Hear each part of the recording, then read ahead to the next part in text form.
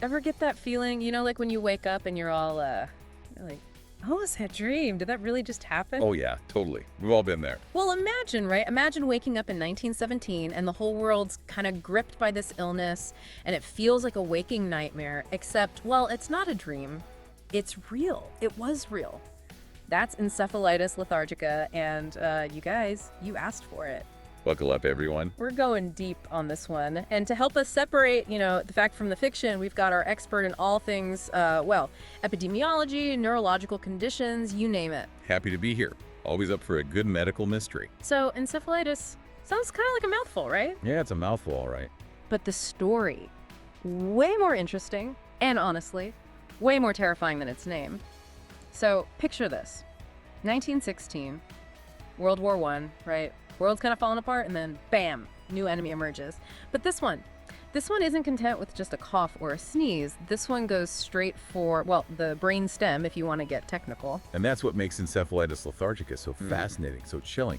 It attacked really the very essence of what makes us human, right? Our wakefulness, our ability to move, think, interact. Totally. Imagine this. Sudden, intense fever, and then almost like you can't fight it, this urge to sleep. Oh, man. But for some, that sleep, it becomes a prison. They wake up, but not really. They're locked inside their own bodies, sometimes for years. All right, I'm getting chills. Literal chills. It's giving, like, Awakenings vibes. You know the De Niro, Robin Williams movie? Great movie. So good. But this was, real life. And it was happening everywhere. People were terrified, and who could blame them? So if they weren't, literally asleep, what were the other symptoms? What did this waking nightmare, what did it actually look like? Well, clinically speaking, it was a neurologist's nightmare, honestly. The range of symptoms, just bizarre. We're talking muscle rigidity, so severe people could barely move, tremors that wouldn't stop, and the eyes. The eyes were open, but it was like they weren't seeing. That's creepy. Oh, yeah. Doctors called it oculogeric crisis, where the eyes would get stuck, often looking upward. Definitely unsettling. No kidding. Like something out of a horror movie. Yeah. And to make things even worse, scientists, they were stumped. Right. Potential pandemic on their hands, and they had no clue what was causing it. Any leads at all. Some thought maybe it was a mutated strain of the influenza virus, especially since, the Spanish flu was already wreaking havoc. Right. Others thought, okay, maybe it's a bacterial infection, but something we've never seen before. There were even theories about psychological stress from the war, like it was some kind of mass hysteria thing. Wow. So they were grasping at straws. Pretty much. Did any of their research avenues, even the ones that, didn't pan out, did any of them seem promising at the time? One that seemed promising, at least initially, was the study of the brain itself. Autopsies. They revealed that there was inflammation, but it was in very specific parts of the brain, parts that control things like sleep, movement, even motivation. Yeah, it suggested that the virus, or whatever it wasn't just attacking randomly, it was targeted, which might explain why the symptoms were so all over the place, so strange. Okay, targeted attack. That's even creepier. So did they ever figure it out? Did this medical mystery ever get solved? It's frustrating, but no.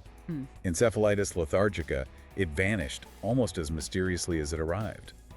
But it left its mark, that's for sure. Thousands of people were left, trapped. And the lack of a definitive cause, it still baffles scientists to this day. Man, that's both incredible and kind of terrifying at the same time.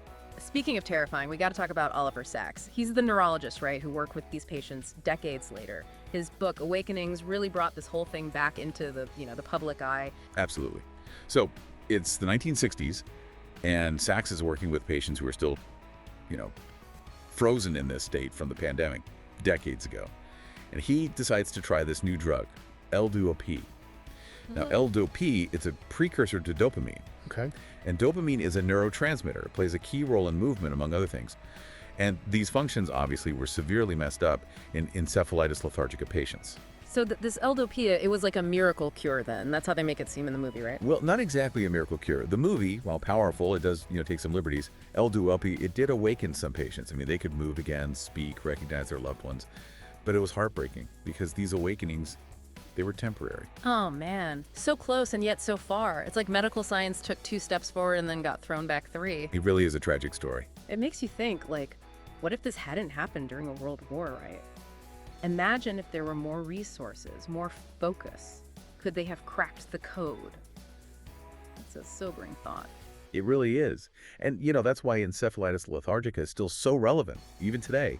It reminds us how vulnerable we are to the unknown and how important research is, especially in areas like neurology where there's still so much we don't know. Who knows? Maybe the answers to this mystery from the past, they hold the key to understanding neurological conditions we're dealing with right now. It's like a message from, from history. Like, hey, be prepared, keep asking questions, and don't take your brain for granted. I like that. So yeah, next time you're, feeling that urge for a nap, take a second, appreciate the fact that you can wake up. You never know what mysteries might be lurking in that space between, sleep and wakefulness.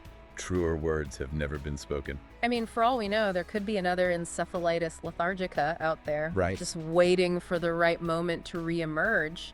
And what have we learned from, what happened back then that could help us face something like that in the future? It's a question worth pondering, don't you think? Absolutely. Something to think about.